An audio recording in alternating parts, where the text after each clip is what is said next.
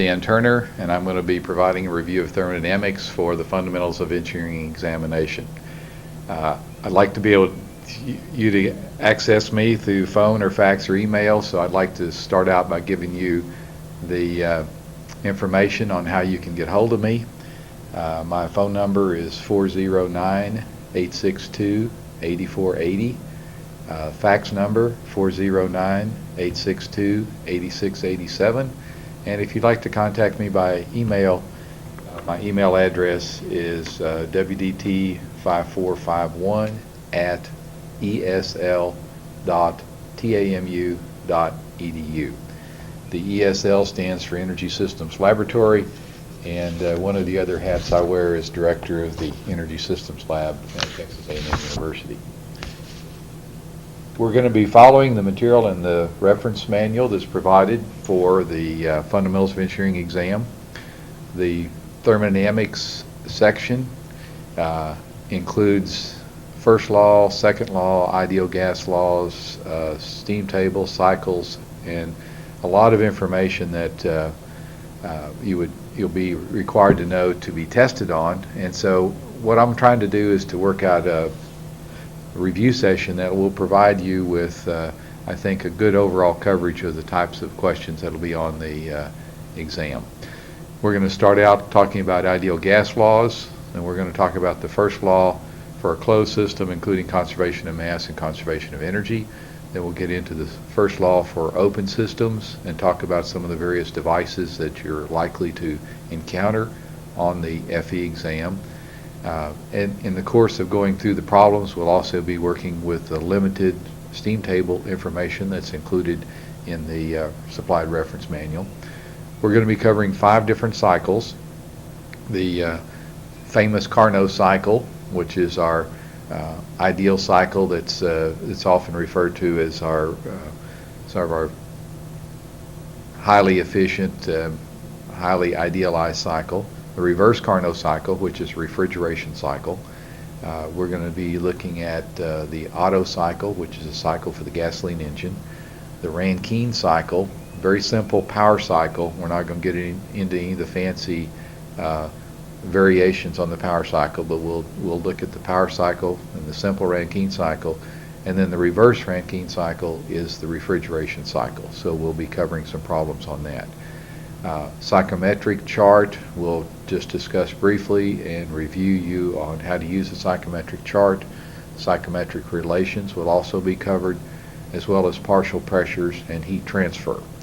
Heat transfer may be coming as a surprise to you because the heat transfer is not normally considered to be part of thermodynamics. However, in the Fundamentals of Engineering exam, the specifications in thermodynamics also includes heat transfer. So we're going to talk about the heat transfer problems and some very straightforward problems in conduction and radiation that you might encounter on the exam. So let's go ahead and get started on the review. The first thing that we're going to start out with is going to be review of the ideal gas laws. And as we go through the example problems, I've got about, I think, 18 example problems worked out, and many of the example problems have multiple parts. So altogether, there are about 50 solved problems that we'll go through on this exam. Now, this is going to be kind of hard to read some of it. I've written too small in places, and so what we'll try to do is to kind of move this around and look at pieces of it on a page. You'll have the notes in front of you, so you'll be able to see everything that in a little bit more detail. First of all, starting out with ideal gas laws, the other thing that I've attempted to do here is locate the page in the reference manual where these equations are taken from, so the ideal gas laws are covered starting on page 43 in the reference manual.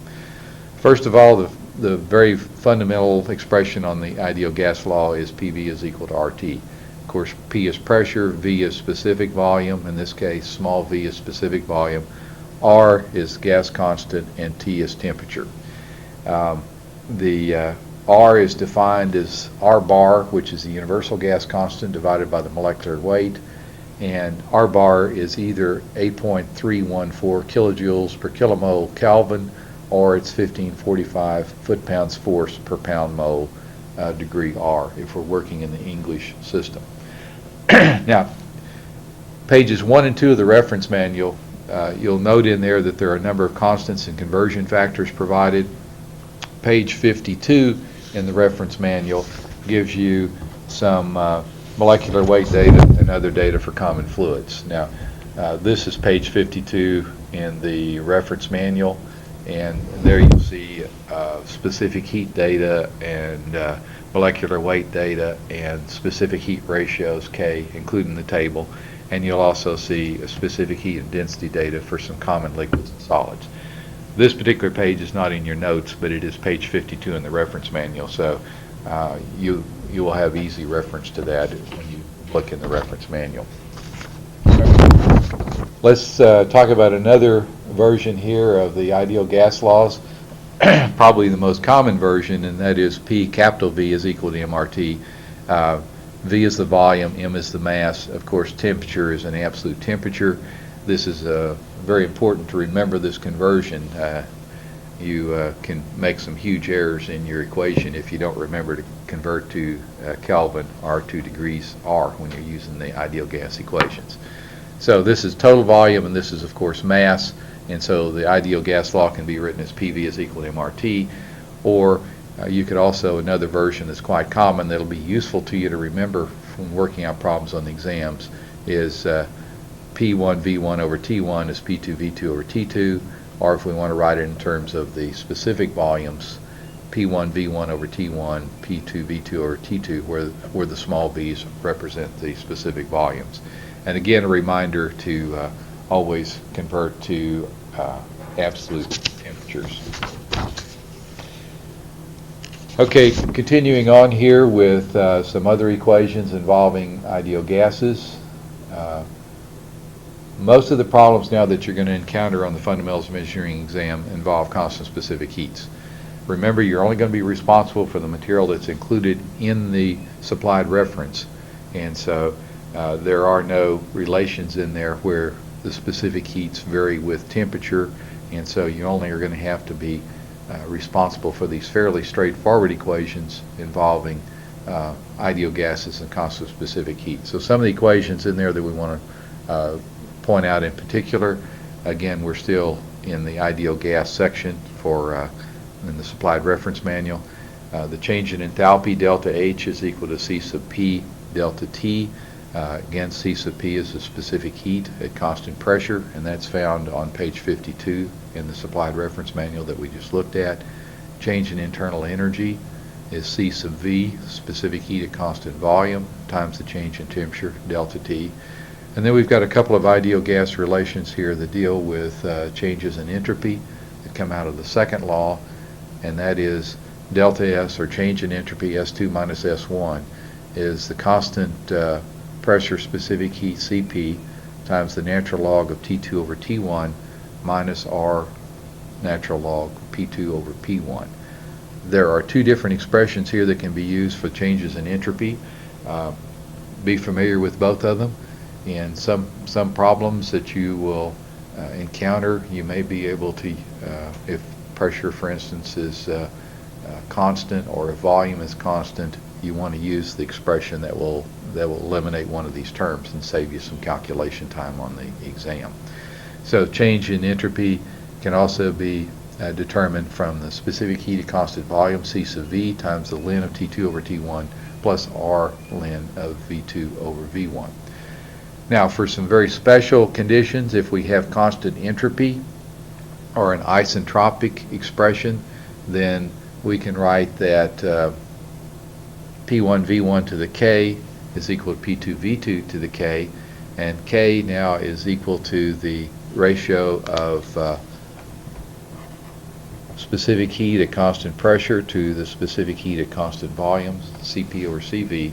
And so using these expressions, there are two that are normally used, and the most commonly used, to get the relationships between pressure and volume, and that is P1 V1 to the K is P2 V2 to the K, and T1 P1 to the 1 minus K over K. This may not be completely clear that this is an exponent, but it is. 1 minus K over K is an exponent, and that's equal to T2 times P2 to the 1 minus K over K.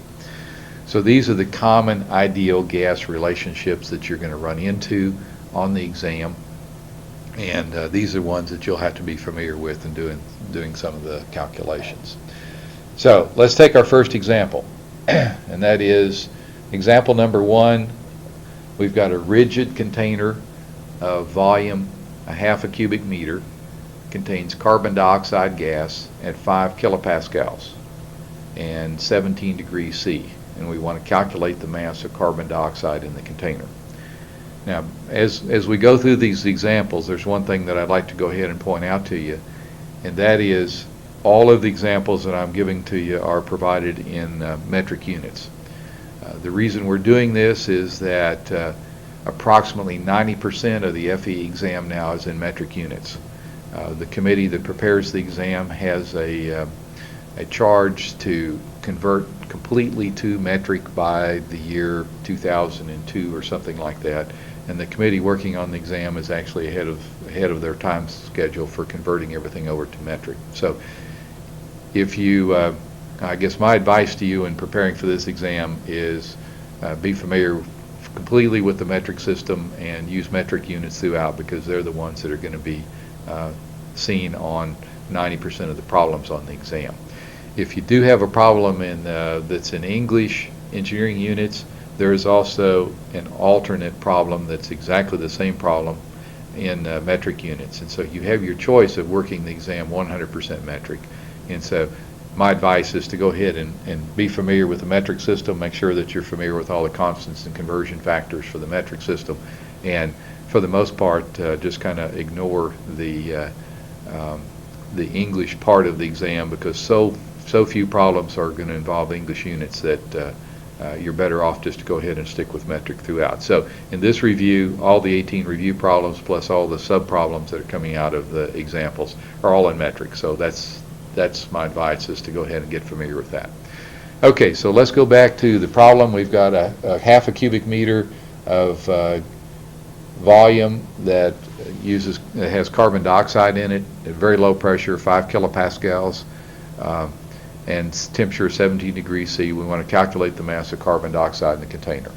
Okay, so our solution, we're going to assume that this is an ideal gas, and our solution just set up here, half a cubic meter, CO2 gas, temperature 17 degrees C, pressure 5 kPa. Assume ideal gas conditions. Always remember to convert into metric, so into absolute temperatures, and so the temperature is 273 plus 17, or 290 Kelvin. Since we're working with carbon dioxide, you have to determine the molecular weight, and that can be found on page 52 in the reference manual. And so this plugged directly into the equation. PV is equal to MRT, assuming ideal gas conditions. And so we've got 5 kilopascals times a half a cubic meter volume divided by 8.314 kilojoules per kilomole Kelvin. That's divided by 44 kilograms per kilomole. This is the molecular weight of CO2, and then that's multiplied by the 290 Kelvin, and you come up with an answer of 0.046 kilograms. Sometimes I've included the units in the problems. If it's a repetitive set of units, I haven't included them, but again, a recommendation to use to go through the units and make sure they're compatible. For instance, you've got kilopascals up here and kilojoules here, and so when they're both in the same set of units, then you don't have to worry about that factor of 1,000 that sometimes enters into it if one is in pascals and the other is in kilojoules. So make sure your units are always compatible here when you go through. It's a good idea just for practice to go through, cancel out all the units. We've got Kelvin canceling with Kelvin. We've got kilomoles canceling with kilomoles. We've got kilograms on the bottom here that flips up to the top to give us the kilograms, and then we'll have a consistent set of units. So this is an example of the calculation of using the perfect gas laws of calculation of the mass in a container. Now, what I'd like to do is take this same example problem, and then we want to illustrate with this some more about the gas laws and also to do some entropy calculations. So example number 2 involves the same amount of gas in the pressure vessel. We started out at 17 degrees C. We're now going to heat it to 117 degrees C, and we now want to calculate the new pressure, and we want to calculate the change in entropy that's involved for this ideal gas being heated from 17 degrees C to 117 degrees C. Okay, so we can go back to our perfect gas law equations. Remember on the previous page we had relation on the gas laws that P1 V1 over T1 is P2 V2 over T2. In this particular case, since we're working with a container that's a rigid container, the volume stays constant. We're not doing anything to the mass of the container or the volume, and so we can then cancel out our volumes, and we have a straightforward relationship then that P1 over T1 is P2 over T2. We know temperature is 273 plus 117 is 390 for the T2. T1 is our same 290 Kelvin. And so if we plug into this equation for pressure, P2 is P1 times T2 over T1. And so we end up with a pressure then of 6.7 kilopascals. So heating this mass up to 117 degrees C in this rigid container causes an increase in pressure from 5 kPa, which is what we started with, to 6.7 kilopascals. So we've got a slight increase in pressure as we increase the temperature. The next thing we'd like to do, the B part of the problem, is calculate the change in entropy, S2 minus S1, from this particular process as it's heated from 17 to 117 degrees C. Now this is what I was telling you about. You can use one of or either expression to solve for the change in entropy. You could calculate delta S is equal to C sub P ln T2 over T1 minus R ln P2 over P1, but that involves both the calculation of T2 over T1, P2 over P1, and the log term. Or you could use the other expression, that delta S is equal to C sub V ln T2 over T1 plus R ln V2 over V1. Well, the volume's constant, so if the volume's constant, V2 over V1 then goes to 0. The ln of 1 is 0, and so you can ignore that term here, and you only have to calculate or determine one expression to find the change in entropy. So the change in entropy then is equal to C sub V ln T2 over T1. C sub V again is found from page 52 for carbon dioxide, and it's 0.652 kilojoules per kilogram Kelvin. And so we've got temperature ratios, 390 over 290, and so that turns out to be about 0.195 kilojoules per kilogram Kelvin, or the change in entropy for this particular process is about 0.20 kilojoules per kilogram Kelvin. And so this is what I was referring to earlier. Sometimes you may have a choice of equations to use. One equation may be obviously easier to use than the other one to save you some computational steps. You need to be looking for that in this exam because, as you know, you've got 120 problems to be working out in 240 minutes, and so you've got about 2 minutes per problem. And so if you can find any shortcuts on the exam to help you out with a little bit of time, you want to make sure you take advantage of those shortcuts. So these are 2 examples of the use of the ideal gas laws to calculate some relationship involving pressure, volume, temperature, or mass, and also a relationship using ideal gas laws calculating the change in entropy. So let's go now to, we'll be using some of the ideal gas laws later on in some of the other example problems, but I wanted to start with those just to give you some examples of what you would use in just a straightforward problem on the ideal gas laws. Okay, so let's now move into, we're on page 6 of the notes. Let's move into the closed thermodynamic systems. Definition of a closed thermodynamic system is that no mass crosses the boundaries of the system. So in other words, mass is constant. You will very likely encounter 2 very common closed systems when you're working straight first law type problems. One is a piston cylinder arrangement where you have a gas contained within a piston, and the piston is either going to expand doing work or it will be compressed with external work done on it. The formulation of the first law, you're only involving, of course, work, heat transfer to or from the system, and equating that to the change in energy. The other type of common system that you'll run into in solving first law type problems will be systems that are constant volume as well as constant mass. And so this is just similar to the problem that we worked on the ideal gas law earlier, and that is we've got a rigid container that's a constant volume as well as constant mass, and so we'll be doing something to this, heating it, cooling it, or something of that nature, so that we will be using the equations for the first law to come up with the changes in internal energy or heat transfer or whatever. Now, the first law is formulated in our supplied reference as equal to Q minus W is equal to delta U. As you know, the first law deals with energy. If we define thermodynamics as equal to the study of energy and entropy, the first law deals, of course, with energy, and the second law deals with entropy.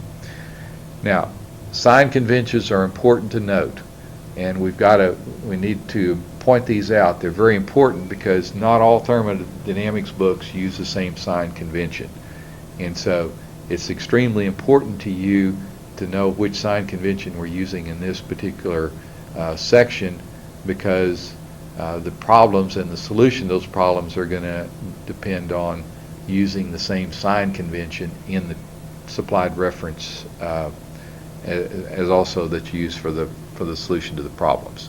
Okay, sign convention, heat added to the system is positive. Heat added to the system is positive, so conversely, if you remove heat from the system, that's going to be negative, and work done by the system is positive.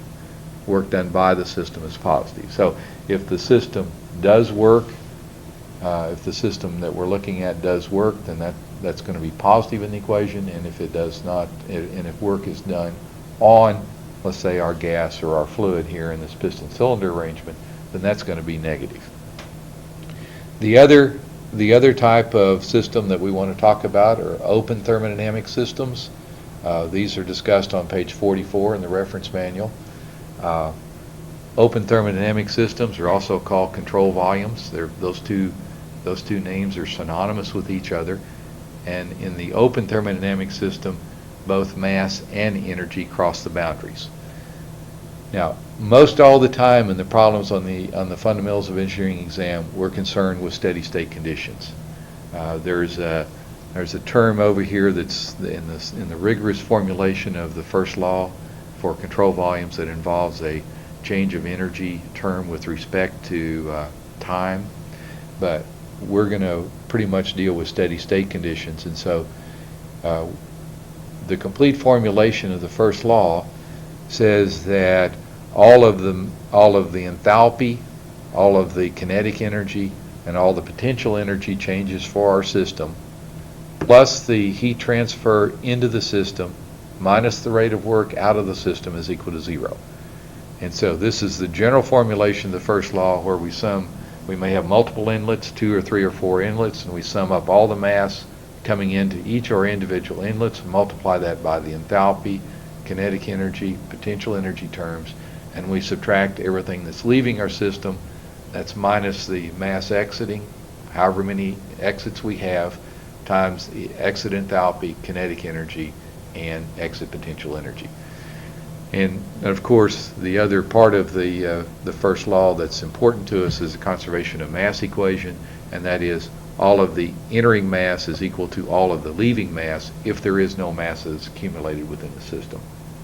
And so there are a number of different open system components that you're going to be responsible for. That is things like turbines, compressors, pumps, throttling devices, heat exchangers. These are all typical type of devices that we're going to look at for an open system, and we've got a bunch of example problems here that we'll go through for each of these types of systems. So let's first of all take a closed system example. Now, I've set up the next two example problems very different from the others that you're going to see, and I'm doing this for a very specific, to make a very specific point, and that is I try to set up this problem so that the statement is worded like the problems that you're going to be seeing on the exam. And so let's zoom in a little bit closer just on the example problem by itself, so without the solution on it, so that we will concentrate first of all on the problem. And let's zoom out maybe just a little bit more. Okay. So what we've got now is this is a closed system example. We've got a rigid pressure vessel that contains steam at 220 degrees C saturated vapor. Heat is removed from the system until the final temperature is 120 degrees C. The heat transfer for this process is most nearly. Now, this is the way the problems are worded, and there's almost every problem that has an example like this is worded is most nearly, and there are 4 multiple choice answers, and you've got to select the one that is most nearly correct. You notice here, and this is also common, you've got an A and a B. One is negative 2088, B is negative 1905, C is plus 1905, and D is 2088. And so in solving a problem like this, we'll get into kind of analysis of these answers here in a minute, but this is the way that a problem is typically set up. Now, I didn't go through and I set only 2 of them up under a multiple choice format, but I wanted you to make sure that this is the type of format that you're going to be seeing on the exam. Okay, so let's look at the solution now. And the solution is, first of all, we want to write the first law as Q minus W is equal to delta U, the formulation of the first law. Now, first thing I want you to look at is that the solution is in kilojoules per kilogram. So this means that the solution that's being requested is on a unit mass basis. So if we write the first law on a unit mass basis, we'll write small q minus small w is equal to delta U, and that way we've got it written on a unit mass basis.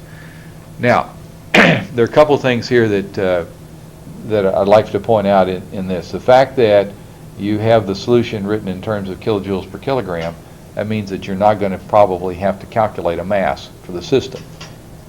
I did not give you a volume, but I could have given you a volume for the container, so therefore you could have calculated the mass in the system. Sometimes the problems contain more information that you really need to solve them, and so if you just go in and start solving everything that you can solve for in a problem without noticing what the form of the answer is, you might, as part of your solution, go ahead and calculate the mass. You don't want to do that. I didn't give you, in this case, the volume, so you can't do it. But many of the problems that you'll have will have more information in them than you really need to solve the problem. So on this one, you know you're going to have to work on a unit mass basis. Okay, so let's just go through a little bit of analysis here of how we solve this problem. First of all, you can draw a quick PV diagram to see where you are with the problem. You're starting out given that you are at 220 degrees C saturated vapor. So if you, on the PV diagram, if you just sketch out the process, then you know that you're going from state 1, which is at 220 degrees C saturated vapor, down to state 2. State 2 is at 120 degrees C. If any time that you're starting out under saturated vapor conditions and you're cooling off, lowering the temperature, you're going to have to drop into the mixture region, or the point 2 here that we're looking at is literally under the dome. So it's in the mixture region. Now, we also know that this is a rigid vessel. No work is done. There's no change in volume, so no work is done. So the first law is Q is equal to delta U is equal to U2 minus U1. So we can now go to the tables, the saturated table conditions, and I'm going to put this on here. This is, again, you don't have this in your notes, but it's page 48 in the reference manual. And so if we go to the reference manual to start with, we can pick out some properties on here, and we're starting out at a condition of 220 degrees C, saturated vapor condition. And so from the tables on page 48 and 220 degrees C, you come over and you read a value of 0.08619 for the specific volume and saturated vapor conditions, and you can come over here at UG and read a value of 2602.4 for the saturated vapor condition. So we're getting these numbers directly off of the table on page 48, the thermodynamic tables on page 48 for water, and this gives us the saturated vapor condition and the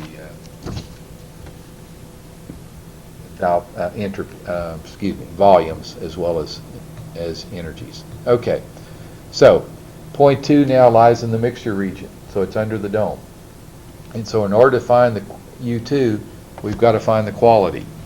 Well, since this is a constant volume condition, constant specific volume condition, from page 43 we have the relationship that the specific volume at any point under the dome is equal to the quality X times VFG, which is the difference between the specific volume at saturated vapor conditions and the specific volume at the saturated liquid conditions, plus V sub F. So V is equal to X VFG plus VF. So the quality is the key term that you have to always find whenever you're in the mixture region in order to find the properties that exist at that particular point. So we know V2 is equal to V1. We just looked that up as 0.08619. And then if we go back to our table again, and we'll have to do some fancy thing to get back to where we were before, but we're now at this was our condition at 220 degrees C. Now we're going to drop down to 120 degrees C, and so at 120 degrees C we can look up the conditions for saturated volume here is 0.00106, and for the saturated vapor conditions we pick out 0.8919. Now while we're there, since we know we're going to have to be finding out information on the internal energies, we might as well pick off the internal energies. UF is 503.5, that's at 120 degrees, and 2025 is UFG, and UG is 2529.3. So we found that information then from the thermodynamic tables on page 48. All right, so if we go back now, we calculate the X. Knowing X, we have to calculate that from V is equal to VF over VFG. We have that information now that we've just pulled off the steam tables.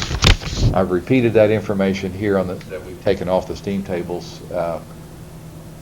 So VF, VG, UF, UFG, and UG at state 2, and that state 2, of course, is equal to 120 degrees C.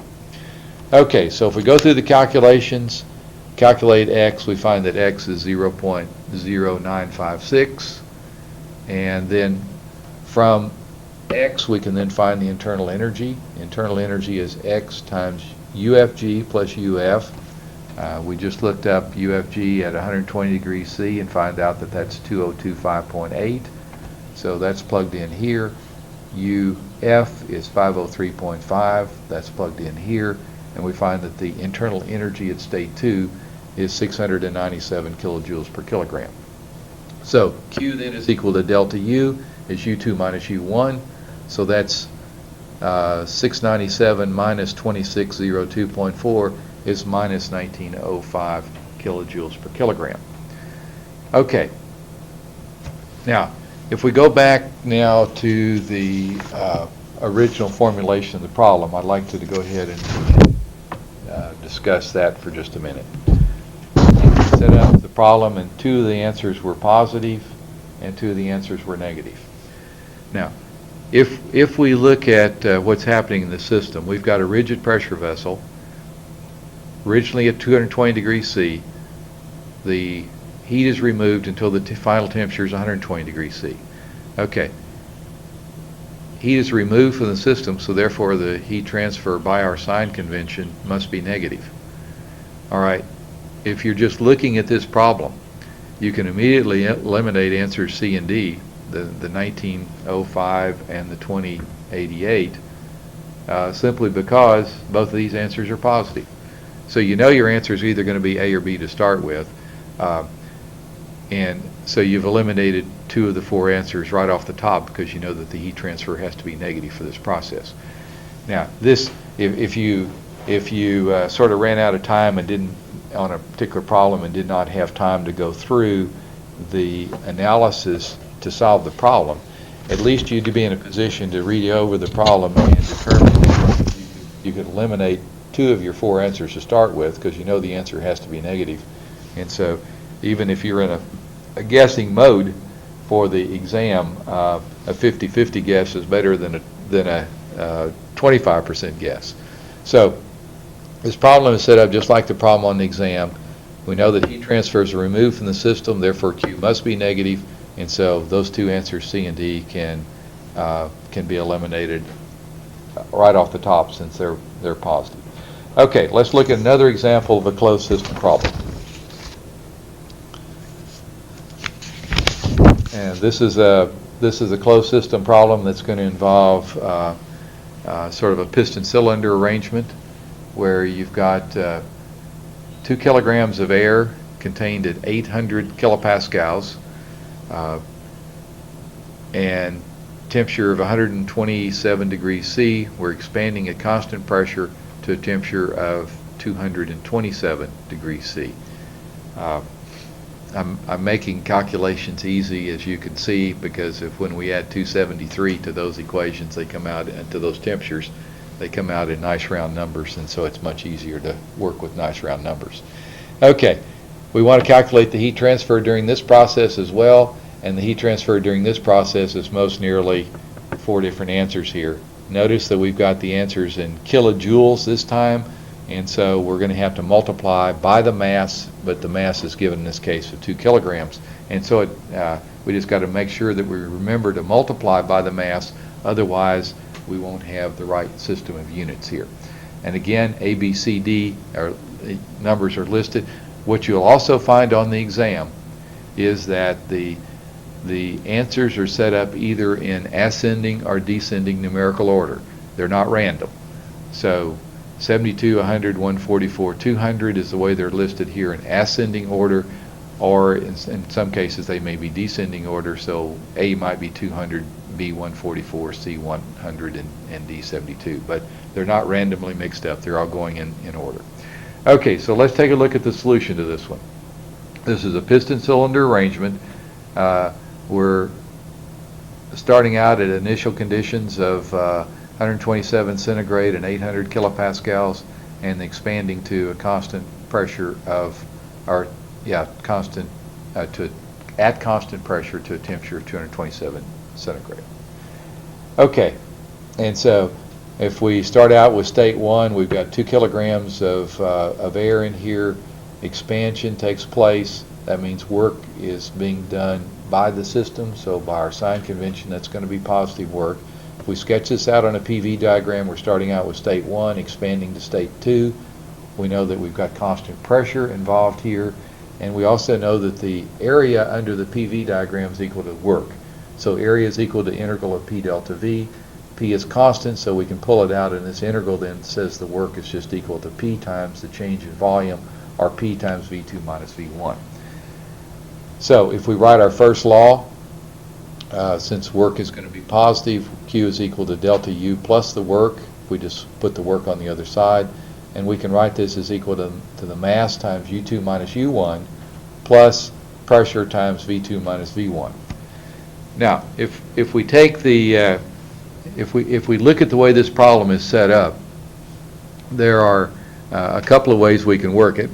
One way, of course, is that we could just go ahead and evaluate U2, U1, V2, and V1 and plug into that and solve the problem directly, and that's an okay approach. But in a lot of these problems, a lot of the problems are set up on the exam so that there is an easier way to do it if you can find the easier way. There's sort of a shortcut. And one way of looking at this particular problem is to recognize that if you've got a constant pressure process here, and therefore you've got the pressure is P times V2 minus P times V1, you look back at these two terms here and you notice that the definition of enthalpy, H, is U plus PV. Enthalpy H is equal to U plus PV. So the short way to look at this problem is to recognize that since the enthalpy is defined as U plus PV, or total enthalpy capital H is equal to capital U plus P times V, if we combine the mass times the internal energy term MU2 plus PV2, that's H2. And M times U1 plus P times V1 is H1. And so this problem boils down to Q is equal to just the mass times the change in enthalpy.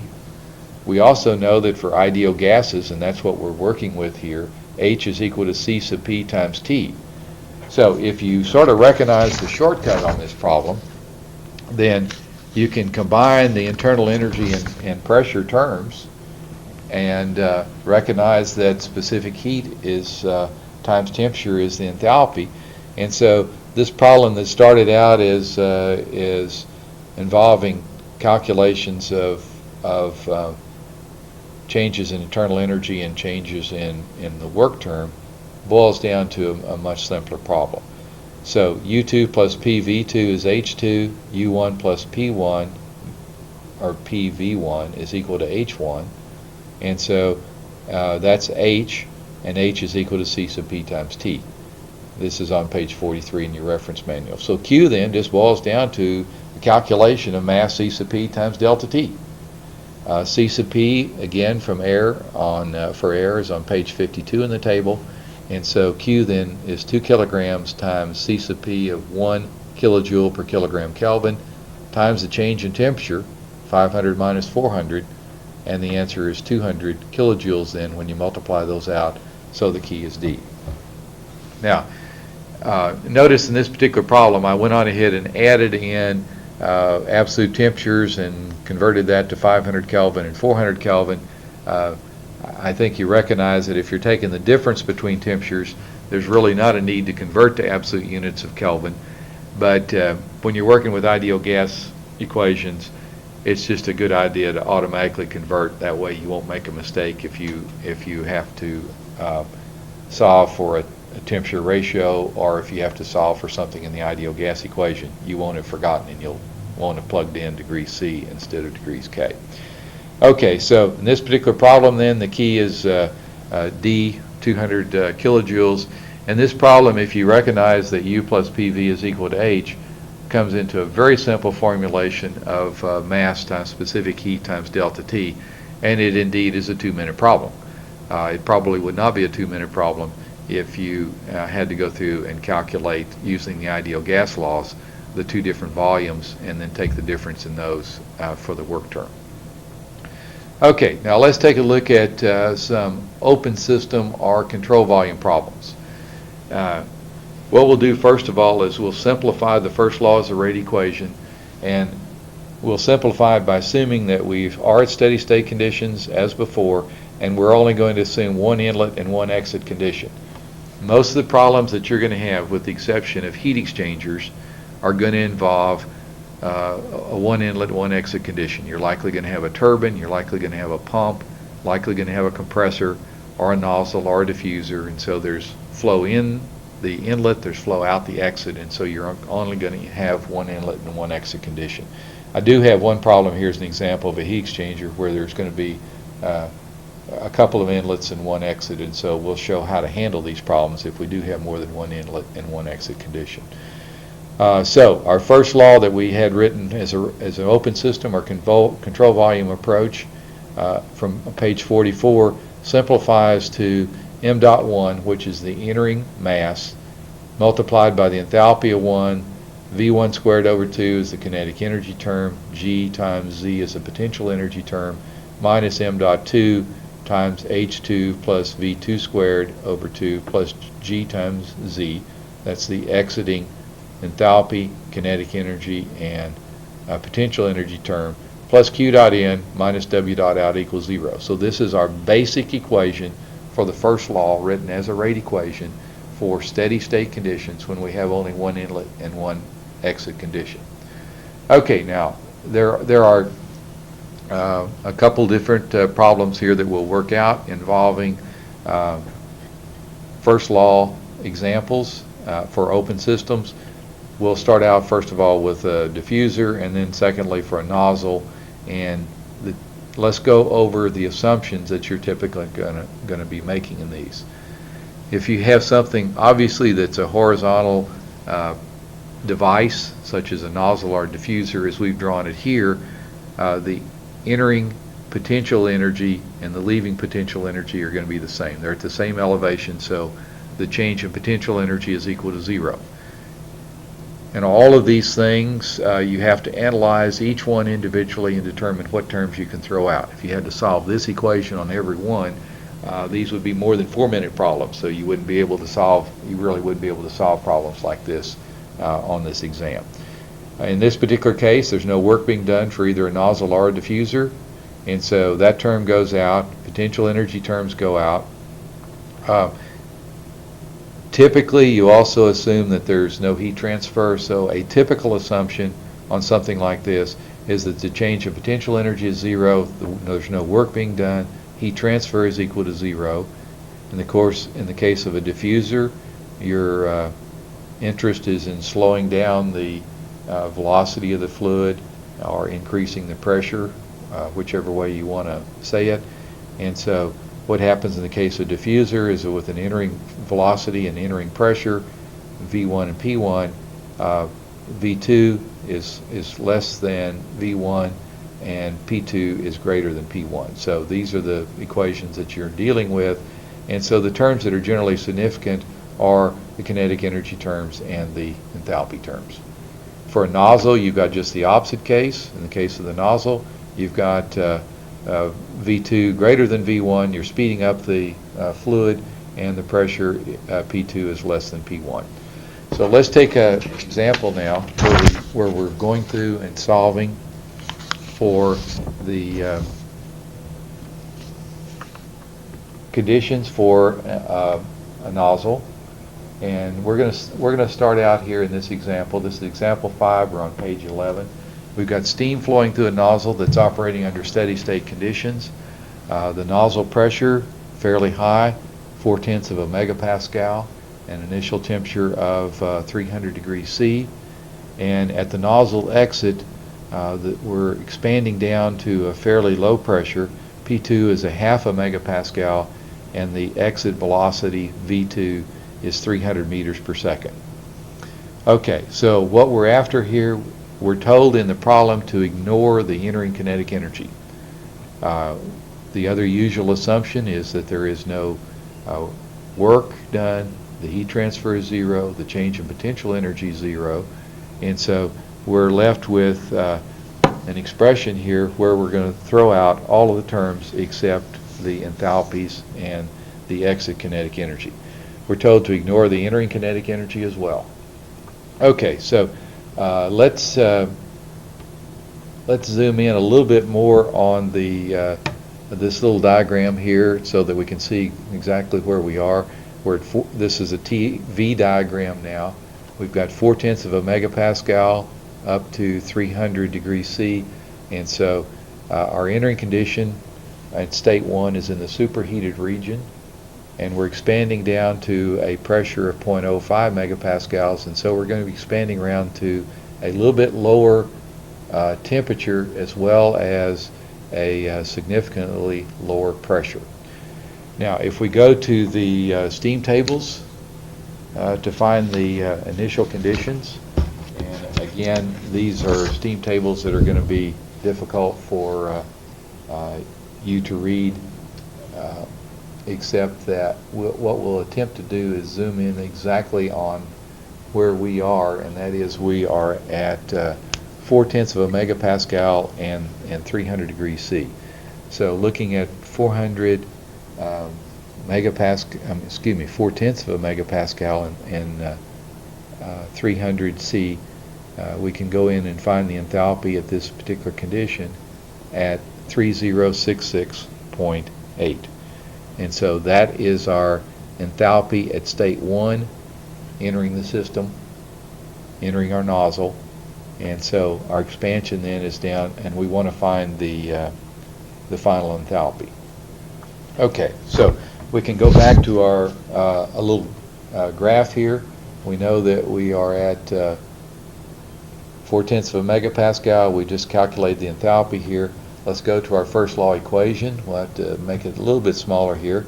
First law equation then, we're throwing out entering kinetic energy. Now this term would not necessarily be thrown out in all cases, but we're given that the entering kinetic energy is small compared to the leaving, so therefore we can neglect that. We can neglect the potential energy term. We can neglect potential energy term leaving, and we are told that there's no heat transfer, and we know there's no work done. And so our problem really reduces down to enthalpy of 1 minus the enthalpy of 2 minus the kinetic energy, or the V2 squared over 2 term, equals 0. From that, we can then determine what the final enthalpy is. Okay, so we just looked up on page 49 from the steam tables at 0.4 of a megapascal and 300 degrees C, we find enthalpy of 1 is 3066.8 kilojoules per kilogram. So we plug this back into our equation, and the enthalpy of 2 is 3066.8 minus 300 squared over 2 is the kinetic energy term. And I've filled in all the units here for you. That's meters squared per second squared, and then we've got to convert that into the definition of a Newton, which is a kilogram meter per second squared, and then we've got to fill in what the definition of a kilojoule is, and a kilojoule is a Newton meter, and then you've got 1,000 Newton meters per kilojoule. So when you plug in all those units, cancel them out, making sure your units are compatible. And this is real important to remember this little, you've got your answer in kilojoules, so it's real important to remember this 10 to the third Newton meter per kilojoule conversion. Otherwise you get huge answers that are in error by a factor of 1,000. So if you're not familiar with the conversion here in kinetic energy, you ought to work out some of them just to make sure that you've got the right units. Meter squared per second squared does indeed convert to kilojoules per kilogram if you run through the normal conversion here, and make sure you include the 1,000 Newton meters per kilojoule. Okay, so the kinetic energy term then turns out to be about 45, as you might expect, not really highly significant compared to the initial enthalpy. So when you take the difference here, H2 then turns out to be 3021.8 kilojoules per kilogram. And so this is an example of using the steam tables to find the information that you need. We could have had a problem where it involved ideal gases as well, and worked out a similar sort of thing, except we've been using the ideal gas equations to find enthalpy, which is from our last problem, C sub P times T. But this is an example of the use of a first law analysis for control volume, in particular with a nozzle, and using the steam tables to come up with the values of the properties. Okay, now let's take the same problem as an example problem, and what we'd like to do now is do a little bit more work with the steam tables to come up with the answer to this one. So this is going to be kind of an exercise in the steam tables. We've got the same problems we had before, except now we'd like to find out the temperature of the steam leaving the nozzle. The temperature of the steam leaving the nozzle. That's something that you have to get out of the steam tables. We know that the temperature is going to drop a little bit just as the enthalpy drops, the temperature is going to drop a little bit as the steam leaves the nozzle. We found the enthalpy, so we can use the steam tables now to go back and find out what the temperature is of that steam leaving the nozzle. So again, we've got the same exact setup as before. State 1 was at 0.4 megapascals and 300 centigrade.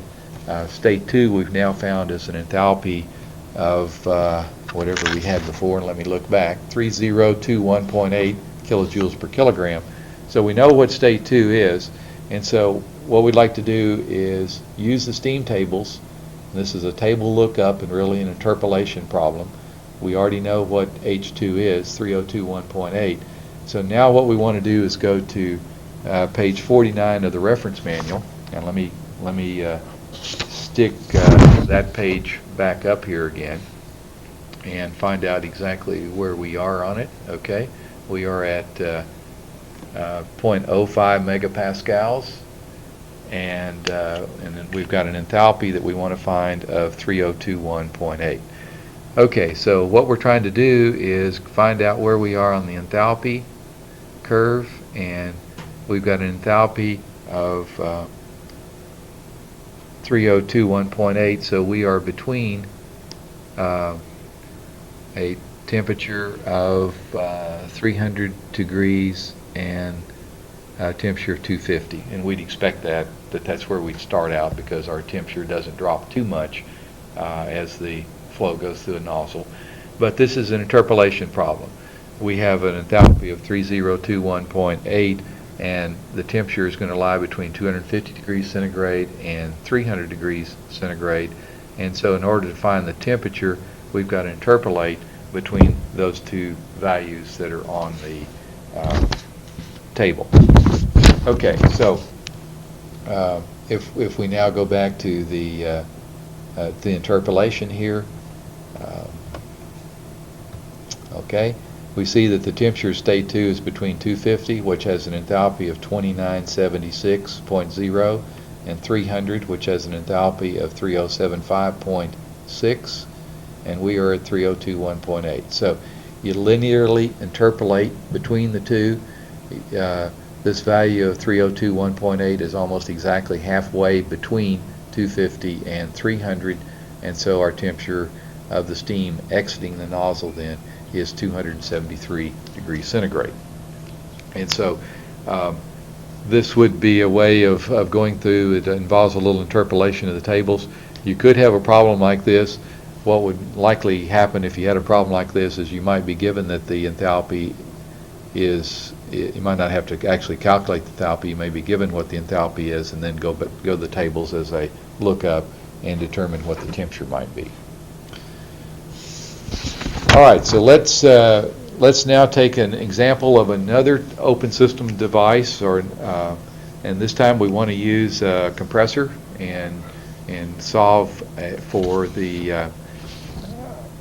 solve a problem with a compressor. And what we have in this particular case, we're going to be using now ideal gases. So example number 7, page 13, we've got 1 kilogram per second of nitrogen gas entering a compressor. Compressor is operating under steady state conditions.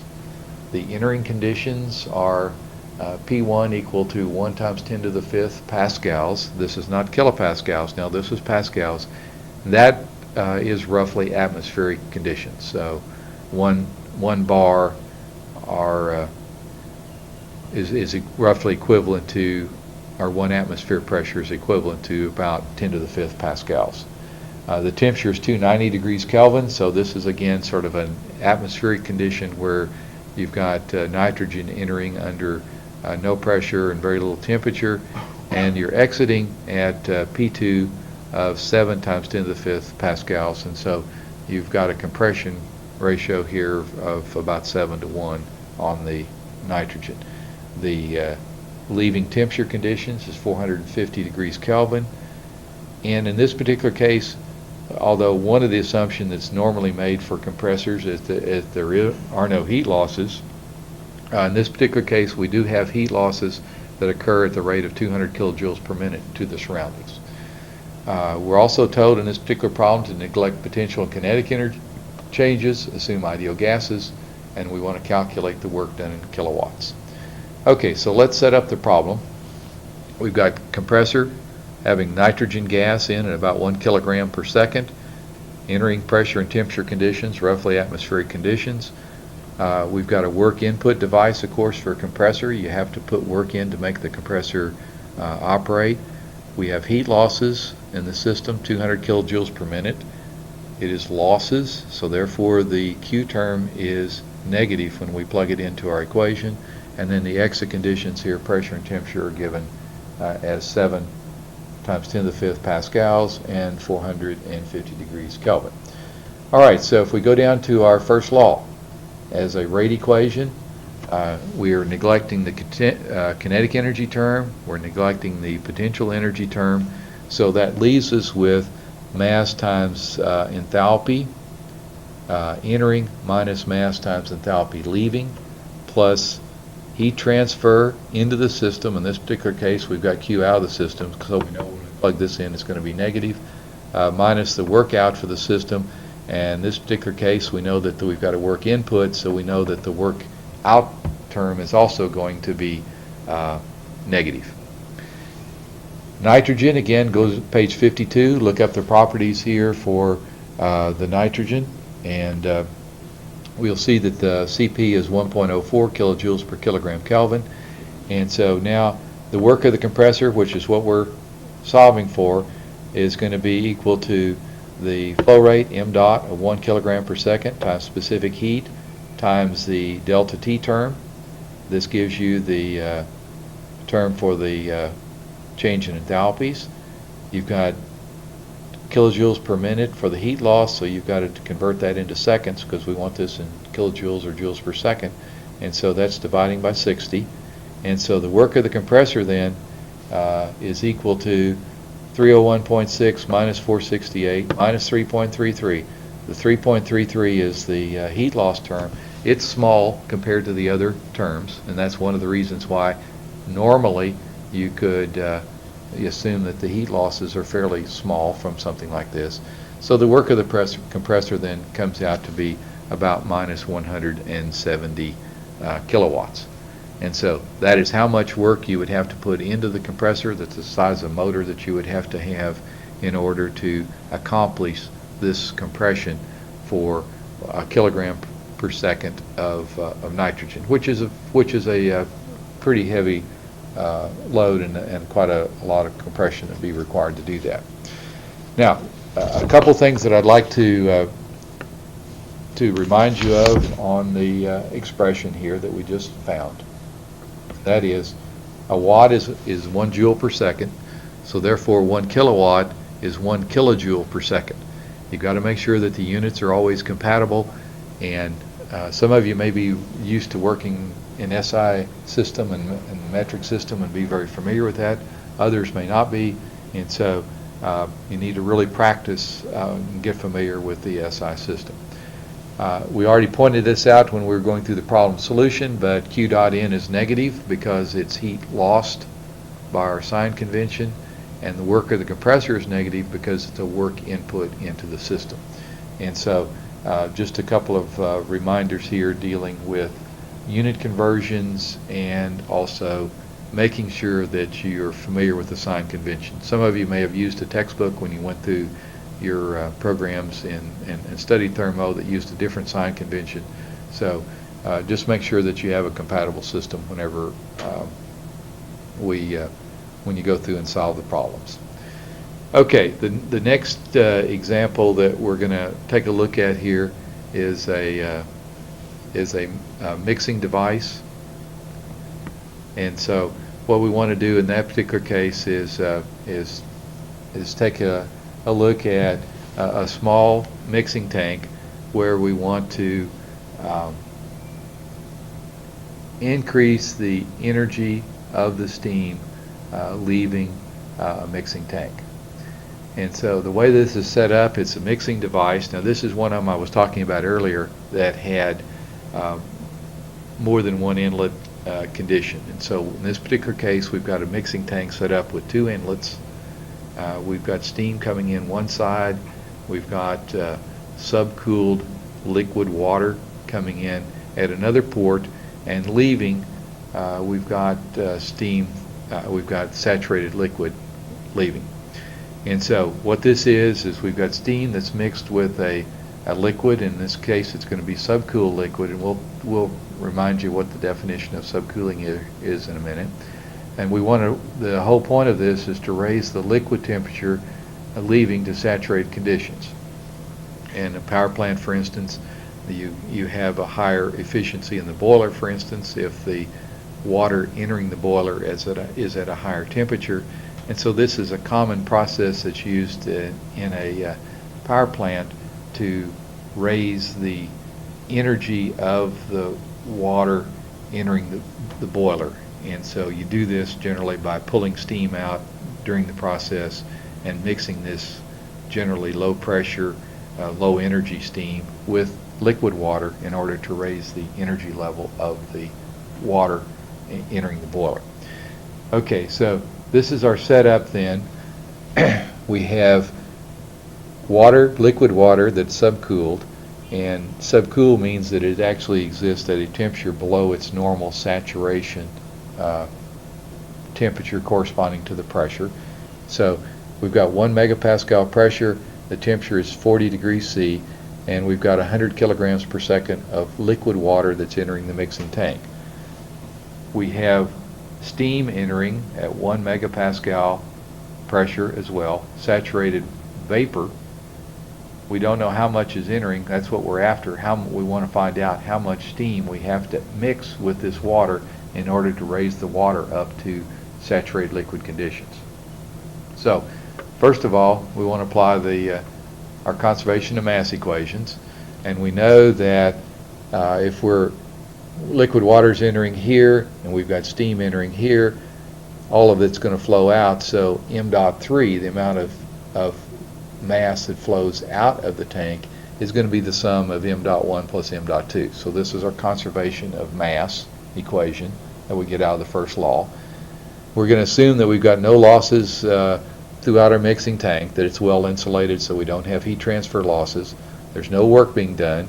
We're going to assume that there's not going to be any significant change in kinetic energy or potential energy.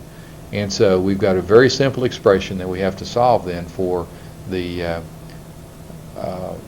first law for this particular problem, and that is m dot 1, which we know is 100 kilograms per second times the enthalpy at 1, plus m dot 2 times the enthalpy of 2 is equal to m dot 3 times the enthalpy of 3. So this is our first law conservation equation that we need to solve in order to come up with the amount of steam that's required to accomplish this particular heating. Okay, so now we've got to go to the steam tables because we've got to find out the amount of energy or enthalpy that exists at all of these conditions.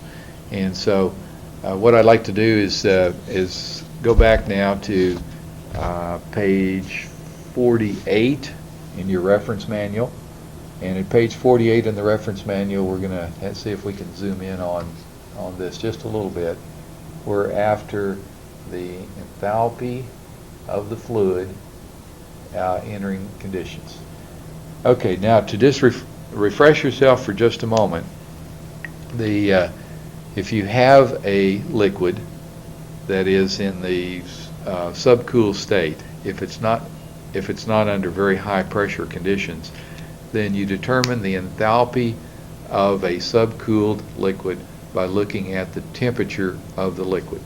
And in this particular case, we have 40 degrees C, and so what we will do is come down to 40 degrees C in the table and go over to the enthalpy at 40 degrees C, which is 167.57.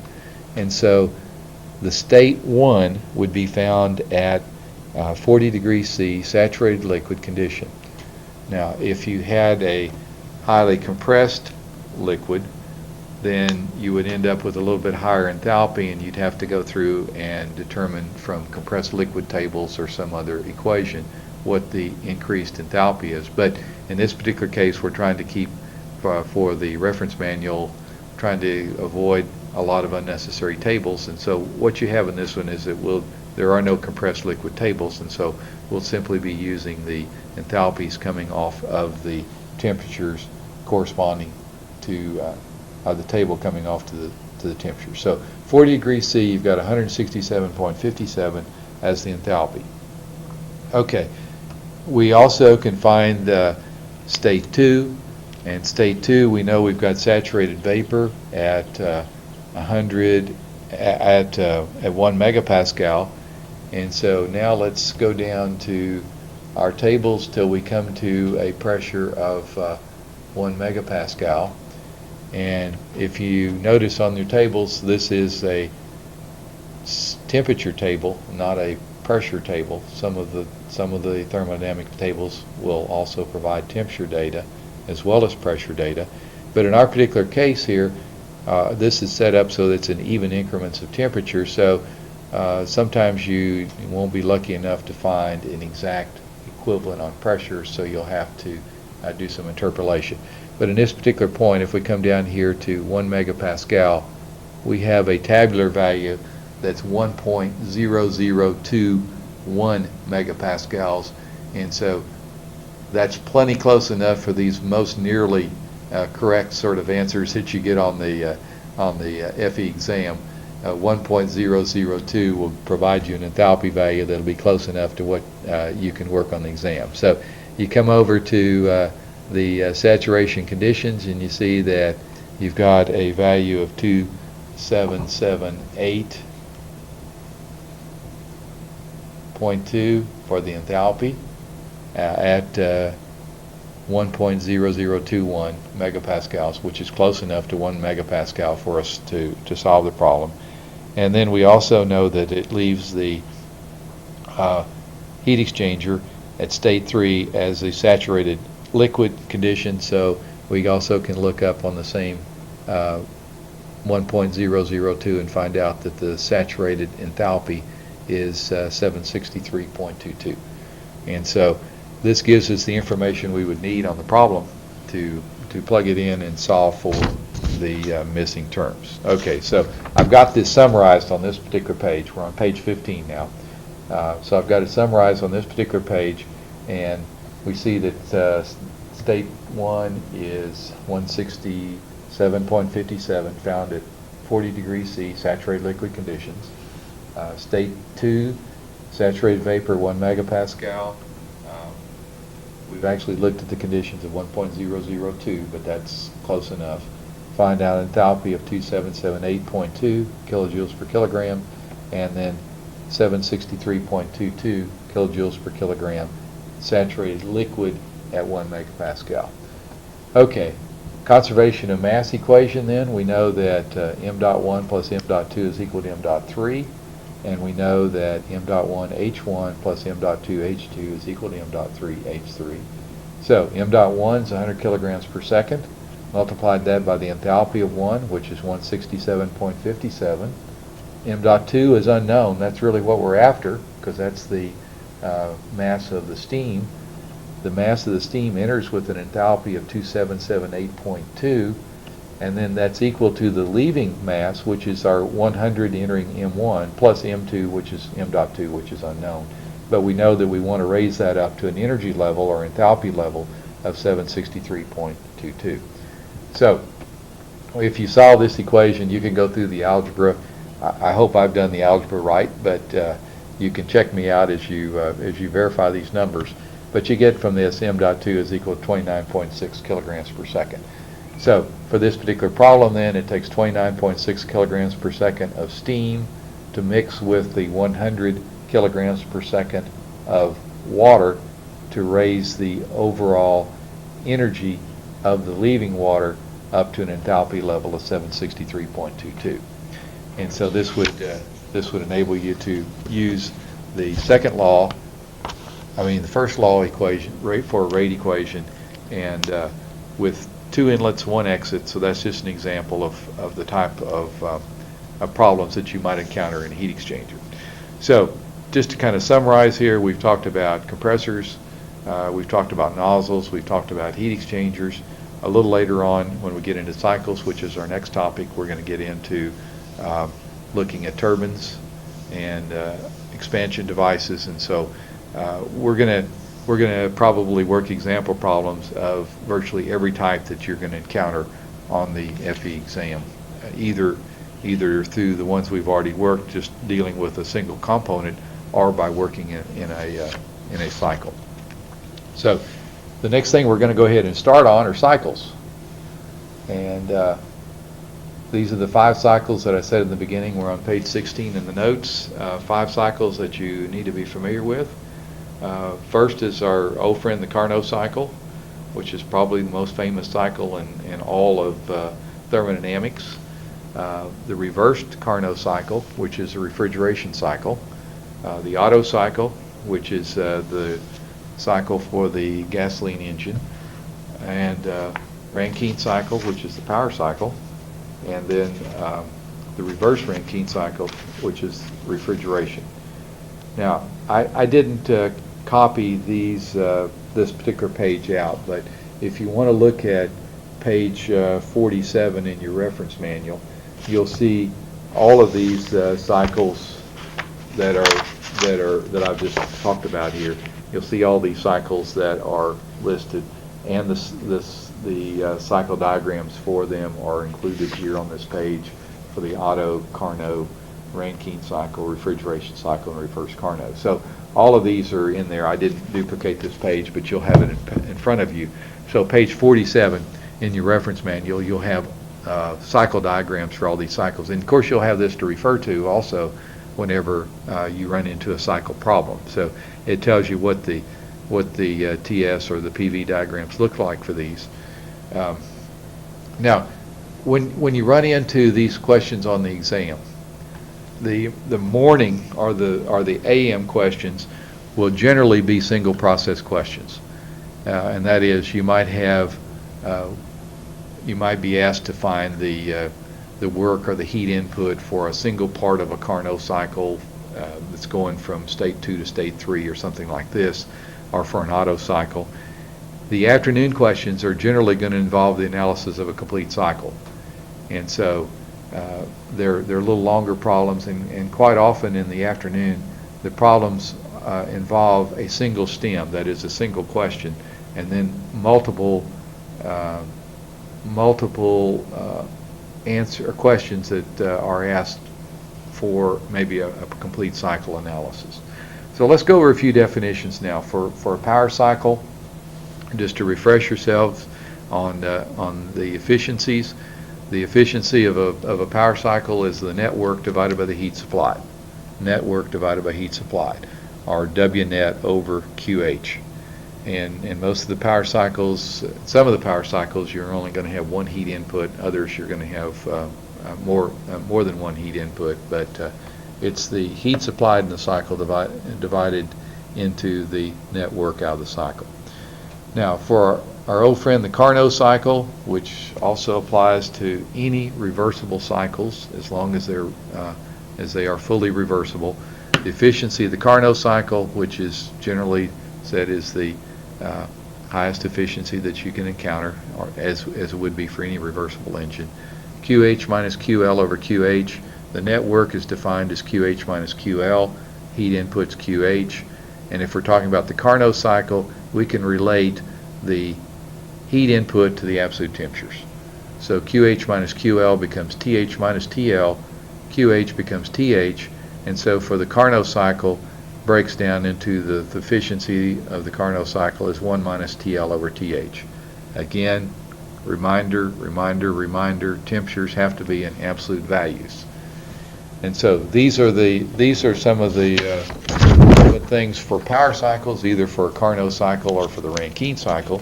And now we'd like to take a look at a reversed Carnot cycle for the refrigeration, and again talk about the terms here, and we're now on page 17.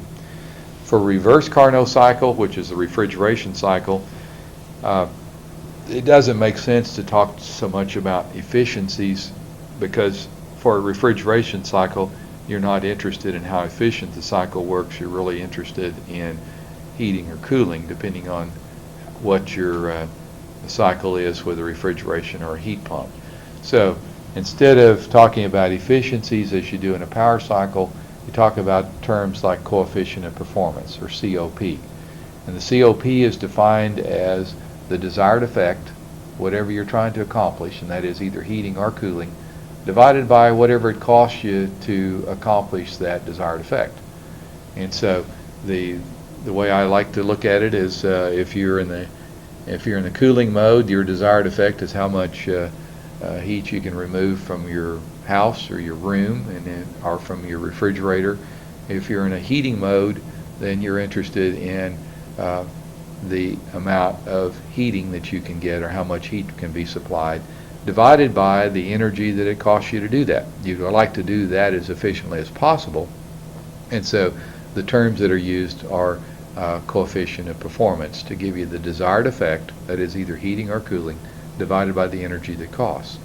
So if we go back now and define this in terms of the equation, the COP for cooling in the ideal Carnot cycle, you're interested in the cooling effect, so you're interested in the low temperature, the heat removal, QL over QH minus QL. And then since we're talking about Carnot cycle, we're talking about the ideal cycle, we can also say that that corresponds to TL over TH minus TL. So you can find the theoretical efficiency of a Carnot cycle for cooling just by dividing the low temperature by the difference between the high temperature and low temperature. And for heating, you're interested in the heat transfer on the high side, or the heat removal, QH over QH minus QL. This, of course, is the work term, so the energy that costs you is the work. And so this then is TH over TH minus TL. Again, TH minus TL is the work term, and TH is the heating. So you have two terms when you're talking about refrigeration cycles that are important to you. One is the coefficient of performance for cooling, defined as TL over TH minus TL, and for heating, it is TH over TH minus TL if you're talking about the Carnot cycle. Okay, so let's now take an example of the thermal efficiency of a Carnot engine operating between the temperatures of 800 Kelvin and 300 Kelvin. So we're talking about a Carnot engine here, so now we're talking about a power device, and the solution that I like to sketch these things out so that we talk about having a thermal energy reservoir. That's nothing more than heat source, a high temperature heat source. In an engine, it would correspond to a combustion chamber. In an aircraft, it would correspond to a combustion chamber. In a power cycle that we're talking about here, is just a high temperature heat source. And so a TER is what I've labeled here as a thermal energy reservoir, and it's operating on the high side at 800 Kelvin. The other thermal energy reservoir is located is at a temperature of 300 Kelvin, and that's essentially the atmosphere. So that's just the rejection at 27 degrees C into the atmosphere. So what we're after, we've got a Carnot engine operating between these cycles, and we want to calculate the thermal efficiency. Well, if you get a Carnot cycle problem, it's going to be a very straightforward problem. So all you have to do is remember that you're using absolute temperatures here when you plug into the equations. I've made it easy for you by giving the problems in terms of absolute temperatures, but it could have been given in terms of degrees C or degrees F, and you'd have to do the conversions to get it into the absolute terms. Okay. Thermal efficiency of a Carnot cycle is just a function of the high temperature thermal energy reservoir and the low temperature thermal energy reservoir. So Carnot efficiency is TH minus TL over TH, which is 800 minus 300 over 800, and so the Carnot efficiency is 0.625. So if you have Carnot efficiency problems, and it becomes a fairly simple matter then to determine what the efficiencies are.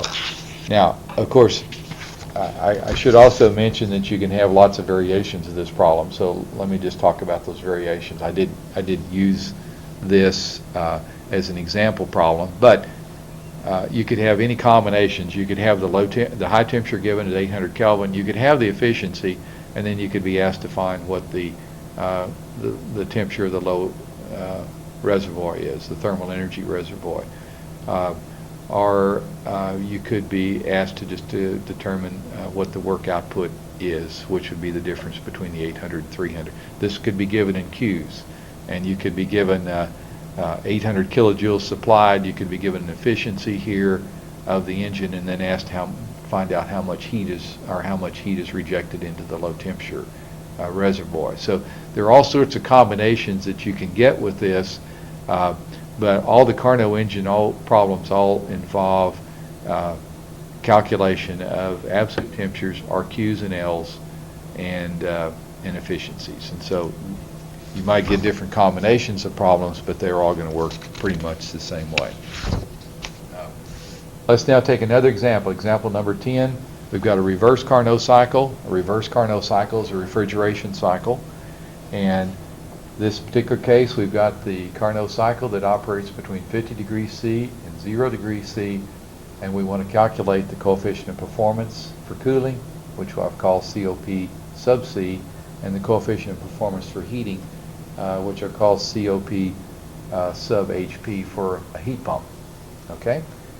And don't forget to convert to absolute temperatures. I'm going to preach that to you a lot because it's real easy to make mistakes on these cycles if you don't convert to absolute temperatures. Okay, in this particular case, we've got a thermal energy reservoir, TER, at 50 degrees C, which is equal to 323 Kelvin. And we've got a low temperature reservoir at 0 degrees C, or 273 Kelvin. And so this is our little sketch here. We're going to have work input. As a consequence of the second law, you can't transfer energy from a low temperature source to a high temperature source unless you do work on it. And so that's the whole principle of a refrigerator, is to be able to transfer energy from a low temperature to a high temperature with work being done on the system. Okay, COP for cooling is QL over QH minus QL, which for a Carnot cycle is TL over TH minus TL. And so COPs then for cooling, 273 is our low temperature reservoir divided by the difference, 323 minus 273. COP for cooling is 5.5. Again, you would not have to converted these to absolute temperatures because the difference between Kelvin and centigrade is, when you're talking about temperature difference, of course, are exactly the same. However, if you didn't convert the 273 to absolute temperatures, you'd end up with a 0 on top, and you get a COP of 0, of course, and that would be the wrong answer. So you get a COP for cooling of 5.5. For heating, you get your COP for a heat pump. This is operating as a heat pump where you're interested in providing heat into the system. And so this is QH over QH minus QL. QH minus QL is the work, or the energy that costs, and then this can be converted into absolute temperatures by TH over TH minus TL. And so for heating, you're interested in the high temperature reservoir, it's 323, and so you got 323 minus 273, so you get a COP of 6.5. Now, notice that in the case of efficiencies, you're only interested, and you're only getting answers that are between 0 and 1. The Carnot efficiency, of course, for a heat engine or for a power plant is the maximum efficiency that you can achieve, and in real life you're not going to get that much. But coefficient of performances here are numbers that are greater than 1, and so that's good. You would like for the COP to be as high as possible, because the COP of high as possible means that you are delivering heating or cooling at a high efficiency. And so what you'd like to have would be coefficient of performances that are in the neighborhood of 3 or 4 or 5 or something like this, to ensure that you're delivering the heating or cooling as efficiently as possible.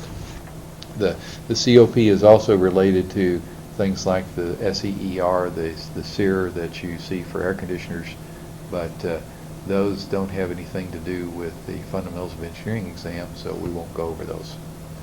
Okay, next thing we're going to do here is to take a look at a Rankine cycle, and it's a power plant cycle. This is example number 11. We're on page 19. We got a simple power plant, operates on a cycle that's shown here on the TS diagram. We got pressures and temperatures as indicated around the cycle. And so the very simple cycle here that we're going to look at for the power plant involves pumping from point 1 to point 2. So 1 to 2 is where the pump is located. 2 to 3 is the heat added in the boiler. So you're taking it from the outlet of the pump, taking it into the boiler, heating it up, changing it from liquid water through the mixture region, saturation region, into superheated steam. You're expanding it through the turbine from 3 to 4. That's where the useful work comes out of the system. And then you're condensing that steam in a condenser that goes from 4 back to 1 again. Now, what we did on that little problem where we did the mixing problem, we essentially got the fluid from, we put in an intermediate stage between the condenser and the pump where we heated the liquid water up to a little bit higher condition in order to have a more efficient, higher energy value of the liquid entering the boiler. But in this particular case, we're not going to assume anything except 4 very simple components: boiler, a condenser, a pump, and a turbine. So this is our simple power plant cycle. These are the states that are given. State 1, which is the condition entering the pump, 70 kilopascal saturated liquid. State 2, we're given the pressure of 10 megapascals. State 3, we're given the pressure, temperature, entropy, and enthalpy conditions. And state 4, we're given the pressure conditions here and entropy conditions. And we're given that this, in our very simple cycle, highly idealized, we're given that the turbine work from 3 down to 4 is reversible, so that the entropy is constant from state 3 to state 4. So this is an isentropic expansion through the turbine. Now, one of the things that it's important to point out to you is that when you've got properties such that if you look back in the tables in your reference manual, you wouldn't find these properties in there because our reference manual doesn't provide pressures as high as 10 megapascals. And so that doesn't limit you, however, in solving problems of this type, because all of this that we're talking about here in this problem would be considered to be the stem of the problem. And so you might be given a figure, and you might be given properties all around the cycle at different points. And so even though that some of these properties are not in the back of the table, they've been taken from other tables, and so these would just be given to you. So you'll see a lot of problems, particularly in the PM, the afternoon section, where you'll have properties that are just given to you that are part of the stem of the problem. Okay, this is one of those multi-part problems. We want to analyze everything that we can around this cycle. We want to find the turbine work, the pump work, the heat supplied in the boiler, the overall cycle efficiency, the megawatt output of the turbine if it's got 100 kilograms per second of steam flow through it, and then we're going to get into isentropic efficiency of the turbine for a situation where the turbine is not expanding isentropically as we have shown here, but rather it expands to a different location. So this is one example problem, but it involves 6 different parts. Now, if you have something like this on the FE exam, what's likely to happen is that you might be given a cycle and you may be asked to determine 1 or 2 or 3 of these different values, and you would not, very likely would not ever have a problem where you'd have to calculate all 6 of them. Another thing that you try to do in given problems is you try to give problems where the answers to A are not given, or don't depend on your answers to, let's say, D. But in this case, obviously, you'd have to calculate the turbine work and the pump work in order to find the cycle efficiency. And you'd also have to find the heat supply in the boiler. Many times in problems like this, you'll be given a turbine work, or you'll be given a pump work, and then asked to find the cycle efficiency, and just trying to test your ability to understand what cycle efficiency is without having to have the answer to D, for instance, that is dependent on calculated answers in A and B. Not all the time, though, does that work, because there are some problems where you end up, you have to use answers that you get in a previous problem in order to solve a given problem. And so in those cases, you just got to make sure that you get the right answers. Okay, so let's go through this on solutions, and we're going to go through this and assume that this is sort of one problem at a time, and we're going to go through and analyze each one of them in order to come up with the work. So, turbine work, the work of the turbine. This is again a device that we talked about. It's a device that has a control volume approach, typically one inlet and one exit on these simple problems for simple power plants, and we ignore kinetic energy, we ignore potential energy, we ignore any heat losses, and everything's well insulated. And so in the simple analysis of the turbine, the work then turns out to be just equal to H3 minus H4. Okay, point 4 lies in the mixture region, so we've got to find the quality X in order to find the enthalpy at 4. Now, in this particular case though, if it is an isentropic expansion, that is constant entropy, we know the entropy at 3, and so it's got to be the same as the entropy at 4. And so it works out very similar to one of the example problems that we used earlier. You find the quality X, and then after you find the quality X, you can find the enthalpy H. In this particular case, since we've already gone through and looked at tables to locate the values, we're not going to go, we won't show the tables on here this time. I've looked them up, and assuming I haven't made a mistake in looking these things up off the tables, I'll just give you what I got off the tables for the enthalpies and the entropies at the various locations. So page 48 on the tables, at the pressure value of 70.14 kilopascals, and we look up and find SF, which is the entropy at the saturated conditions, 1.1925, SFG 6.2866, SG, which is the entropy at this point here corresponding to the saturated vapor condition, is 7.4791. Similarly, HF is 376.92, HG is 2660.1, and so HFG, which is HG minus HF, is 2283.2. So we can then solve for the entropy. S is equal to X, SFG plus SF, and when we plug in the numbers up here, our entropy is 6.6622. That's found from state 3. It's the same as it is at state 4 if we have an ideal expansion. And so we plug in these numbers here, and we get out of the tables, and we come up with an entropy, with a quality of 0.87. So the quality X is 0.87. It means it's fairly close to the saturated vapor line, mostly vapor, but there is some liquid that's present in the process. Okay, so we could use H4 then is equal to X times HFG plus HF, or the enthalpy at state 4 is found from the quality at state 4, which we just determined, HFG and HF, and so we plug in the numbers, plug in the expression for enthalpy. We get H4 is 0.87 times 2283.2, which is the value here, plus HF, which is 376.92, and we have H4 then is equal to 2363.4. So that gives us the enthalpy then at state 4, and that's what we need in order to find the turbine work, H3 minus H4.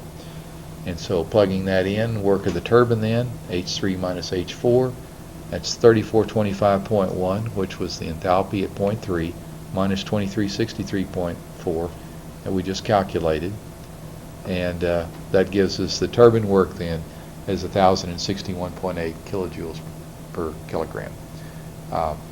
Turbine work is expressed in kilojoules per kilogram because we haven't at this point been given a value for the flow rate in kilograms per second.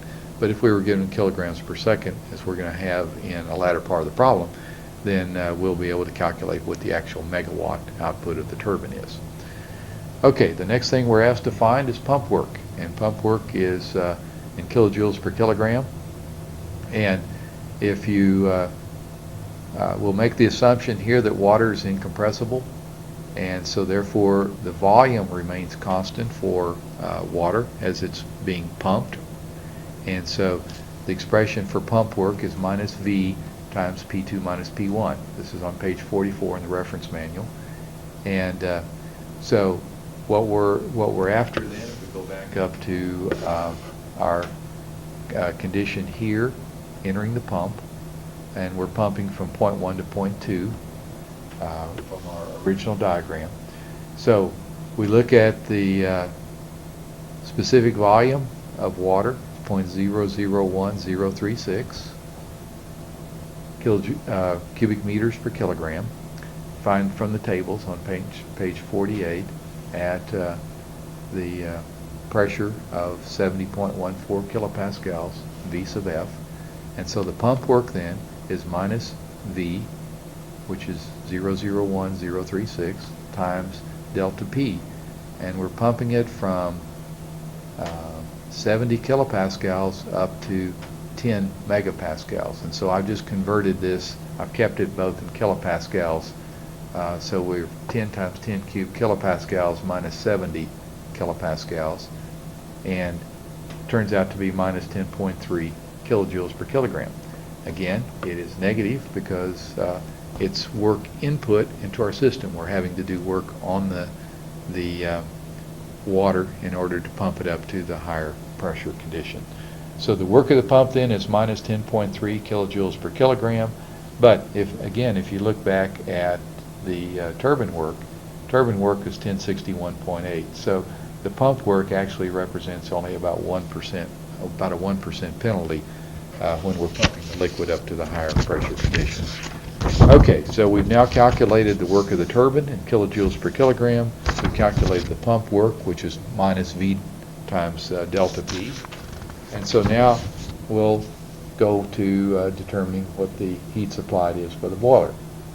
And again, we're using kilojoules per kilogram, so we're just looking at the energy that must be supplied per kilogram of water or steam flowing through the system. Q in the boiler, if we go back to our, let's go all the way back to our original cycle here just to make sure that we are on the same page. And let's zoom in just a little bit on this one. And this will give us, if we go back to our original cycle, then we know that process from 2 up to 3 is involved with the heat transfer in the boiler. So the water enters the boiler under a condition of 10 megapascals and is then heated as it goes through to saturated conditions, saturated liquid conditions. Then it goes through a vaporization process, and then it becomes superheated as you move out into the superheat region. So the heat added in the boiler is the heat that's added from state 2 to state 3.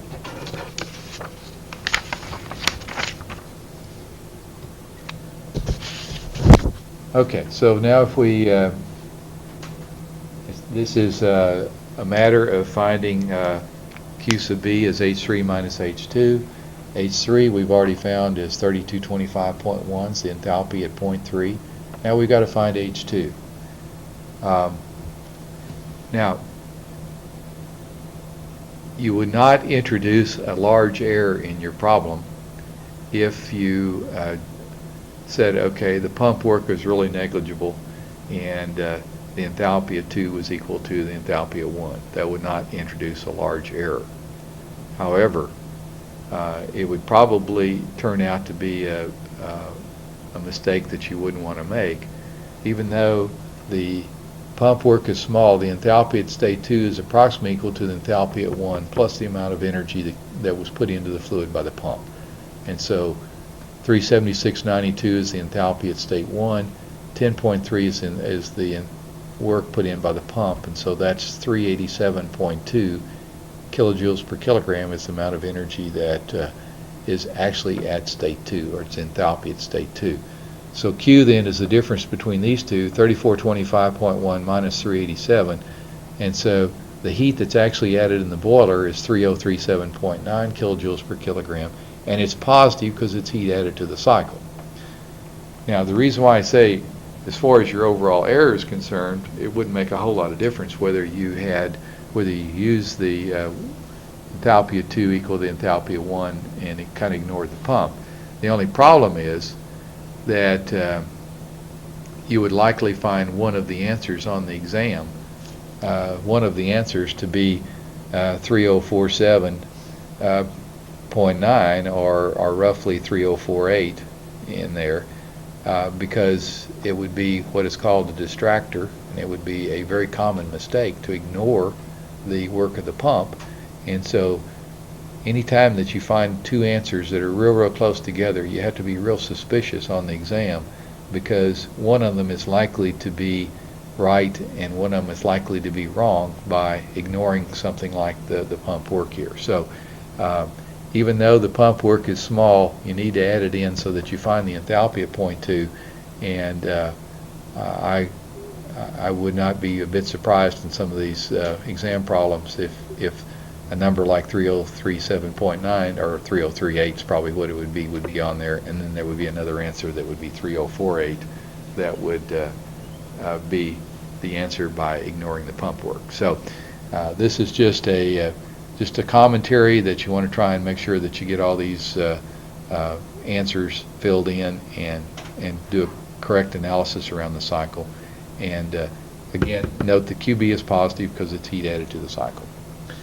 Okay, let's go now for cycle efficiency.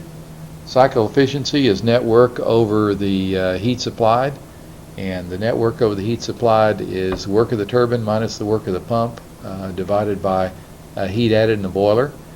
Again, net work is the difference between the two. We just commented a while ago that the pump work is relatively small compared to the turbine work. However, it is not insignificant and should not be ignored in the efficiency equation. So 1061.8 minus 10.3 over 3037.9, the heat of the boiler, gives us a cycle efficiency of about 35%. Net work over the heat supplied. Okay, the next thing we want to do is power output of the boiler. Let's assume we've got a mass flow rate of steam of 100 kilograms per second. And so kilowatt outputs would be m dot times the work of the turbine. So you got 100 kilograms per second times 1061.8 kilojoules per kilogram. Canceling the units here, kilograms and kilograms gives us kilojoules per second. Joule per second's a watt, kilojoule per second's a kilowatt. And so the number of kilowatts are 106,180. And then if we want to convert kilowatts to megawatts, again, the relationship, you divide kilowatts by 1,000. And so you'd end up with about 106 megawatts.